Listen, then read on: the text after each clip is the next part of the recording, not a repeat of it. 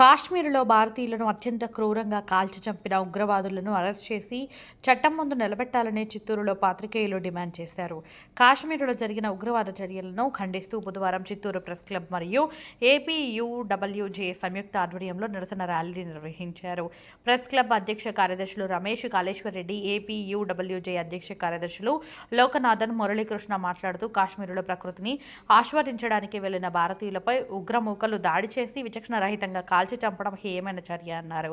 ఇలాంటి చర్యలతో భారతీయుల ఐక్యత, దేశ సమగ్రతను బలహీనపరచలేరని స్పష్టం చేశారు. ముష్కరులకు తగిన గుణపాఠం చెప్పాలంటే కేంద్ర ప్రభుత్వం కఠినంగా వ్యవహరించి దోషులను చట్టం ముందు నిలబెట్టి శిక్ష పడేలా చూడాలని డిమాండ్ చేశారు.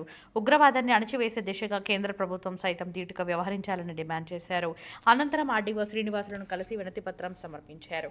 ఈ నిరసన కార్యక్రమంలో ఏపీయూడబ్ల్యూజే నాయకులు ఈషార్, రాష్ట్ర కౌన్సిల్ సభ్యులు అశోక్ కుమార్, చిత్తూరు ప్రెస్ క్లబ్ ఉపాధ్యక్షులు పవన్ కుమార్, శివ, కార్యవర్గ సభ్యులు చంద్ర, అయ్యప్ప, రాజేష్, బాల, సీనియర్ జర్నలిస్టులు హేమంత్ కుమార్, హరీష్, వీరరాఘవులు, ఐరాల చిన్న, శ్రీను, అప్పు, గంగాధర నెల్లూరు, అధ్యక్షులు తిరుమలయ్య తదితరులు పాల్గొన్నారు.